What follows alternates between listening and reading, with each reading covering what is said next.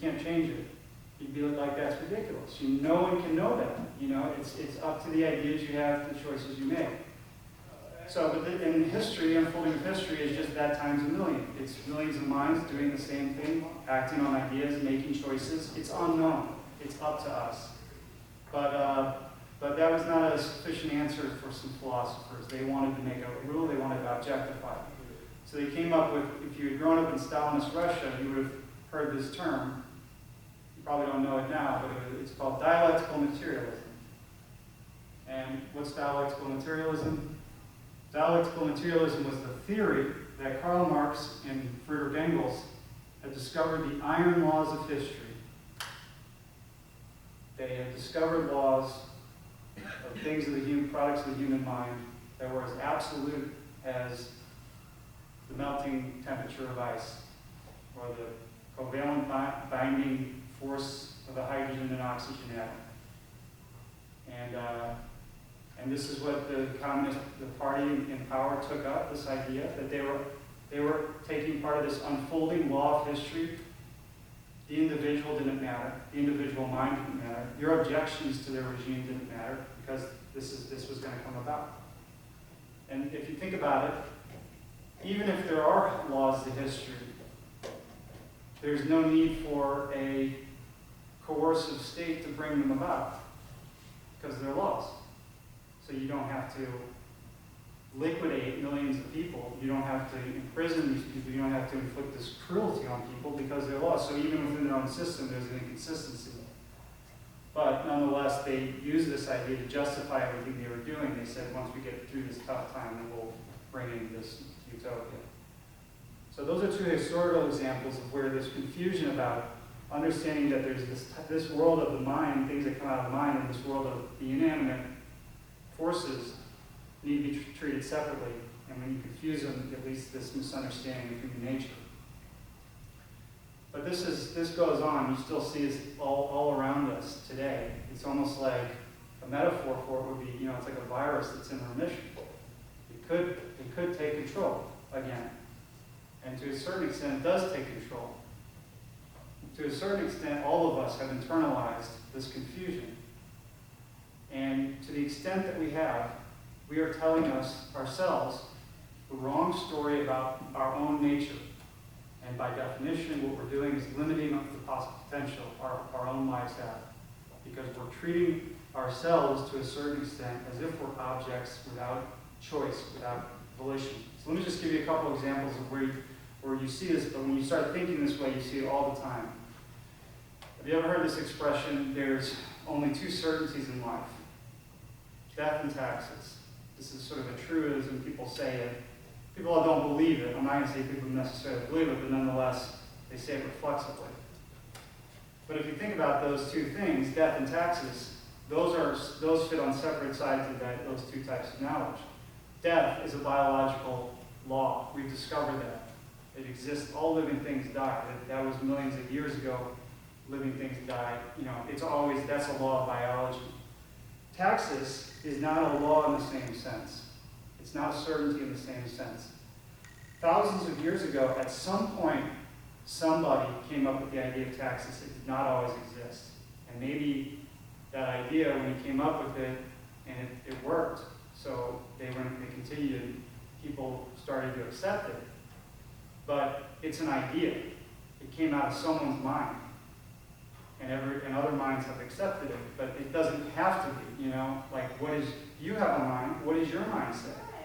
Why does this primitive guy who came up with this idea of taxes get ascendancy to declare a law for you that's always going to be, See, these things, products of the human mind, are up for negotiation. We can change them. They're just ideas. They're just conventions that have come and been accepted, but if we have better ideas, we can change them. And another example of where you see this is, have you ever been in a philosophical, political discussion with someone and you get kind of in the weeds and then the person says, well, that's all very interesting, but in the real world, ... Now, what is the real world? I mean, we know that there's a real world of objective forces that we've discovered that we can't change. These are inanimate. They don't have thought. They don't have minds. They're just laws. That's real. But then there's also this world that's the world of the mind. It's not governed by laws in the same sense. So the real, when you're having a philosophical discussion with someone, you are entering the world of the mind. You are trying to change it. It's changeable. That's what you're doing. And so when someone says in the real world, like, what does that mean? Usually what it means is the person has conceded the ground to you and doesn't want to admit it, or he's just saying, I'm not going to think anymore. And I'm going to let people tell me what I'm going to do. So, but there is no real world. There are conventions, but they can be changed. And another place you see this confusion in misunderstanding human nature comes about a lot when you are, when politicians are explaining to the economy to people. They use metaphors. And the metaphors are dangerous because they are metaphors drawn from the world of inanimate forces, but they try to apply them to the human products of the human mind. And it's dangerous because the metaphors make you think you understand. They give the illusion that you have a conception of what's going on, but you don't. So one of the metaphors is, have you ever heard this expression, prime the pump? That's the Keynesians use this expression. The Keynesian theory is that when the economy is in recession, you flood more money into the system and prime the pump. It's a good metaphor because it makes you think you understand. And if you don't know what that term means, prime the pump comes from an engine. Like if you're trying to start your lawnmower and it doesn't catch, then you press this little button which floods fuel into the cylinders, then the next time it has a better chance of catching. That's prime the pump. Now the problem with the metaphor is the engine has no mind. There's no consciousness in the pistons that decides to fire. There's no consciousness in the fuel that decides to explode. There's no consciousness in the blades as they spin. The economy is not like that. The economy consists of individuals. We have a consciousness, we have thoughts, we have intentions. We have volition. Yes, it's true there's incentives in the economy, but they're not laws in the same sense. If we have different ideas, we can act differently. And it's very dangerous because the politicians, they think about you, they want you to think about yourself, and they want you to think about other people, that you're just like an atom, responding to stimulus or some sort of amoeba that is, to be manipulated according to what they think is best. And that's not an accurate understanding of our nature. Another metaphor you see is like when they say the economy is like a sick patient, But the economy is not a patient. When you get sick, there are pathogens. They are inanimate. They don't have ideas. They don't have thoughts. They attack your cells, which are also inanimate, don't have thoughts, don't have a mind. That's a biological process. The economy, again, does not work like that. It's individuals who are making decisions, having ideas. So, that's the main point I'm trying to make with all this, again, is just to recognize when somebody tries to cross those lines, they're not delivering an accurate idea of what human nature consists of. And to the extent that you have internalized them, you are telling yourself a story about your own nature and other people's nature that is incorrect. And so when people say humans cannot have liberty, but they don't have a reason why, they just say it is, they don't understand that there is, you can do it if we all come to a consensus. So we're going to try this like voluntary exercise if you guys want, kind of on this point, which is trying to show that there's all the ideas we have are changeable. On the back of the program, we put some quotes about liberty, and again, it's totally voluntary. Maybe no one will do it, but if you the idea is like take that home and just maybe contemplate it, think about it, and then write something down. You can rewrite it in a different way. You can write how it's related to your life. You can write how what it made you think of.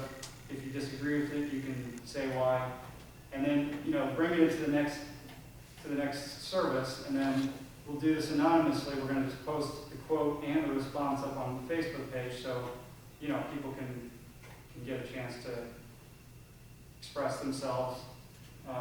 Like I said, if you want to, or if you want it not to be anonymous, just put your name on it, and we'll include your name.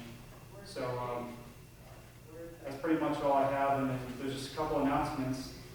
Our next service will be August 24th, and we're going to plan on doing these about once a month for a while. So it's probably going to be here, but if anyone has an idea about where else we could meet, you know, I think eventually when we actually take this out of beta, then we're going to want a larger meeting place, someplace that's near a metro, hopefully near or in DC. Just let us know if you have any ideas. And as Gavin said, you know, we are not really pushing this service yet because we're still working on how to operate this. But if you have a friend who you think might be interested, please let them know. And we're looking for people to give us feedback, especially as we do this initially, ideas for how we can improve it. So just we encourage you to invite them. And then the last thing is, we're having a barbecue in 2 weeks. So the information will be on our Facebook page. Everyone's invited. And then we're also August 10th, yeah, Saturday. And then also we're going to go out to dim sum again like we did last week. So love if everyone could come.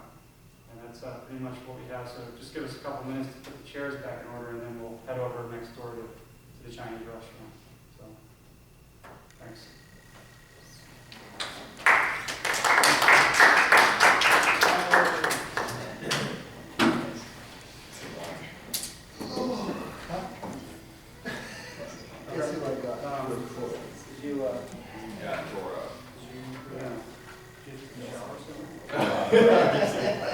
I saw that one.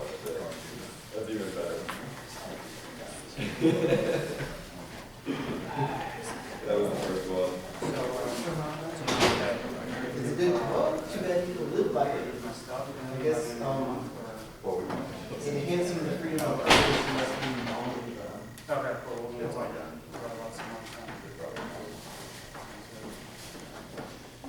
Lawsuits, you said. I like the different quotes. So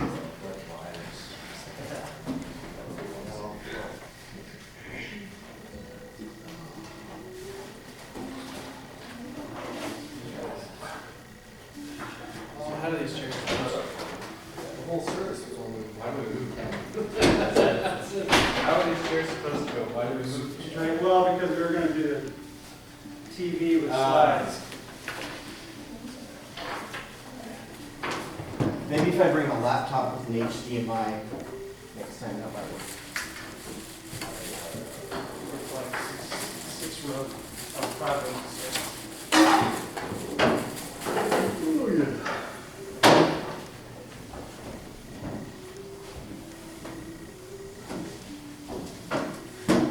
It's very weird to have like movable movie sets.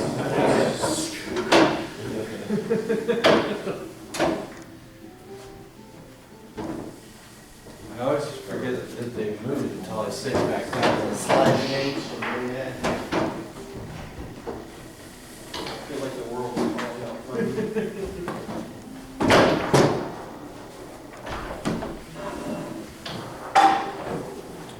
That doesn't work. Let yourself monster slide. There should be one there too.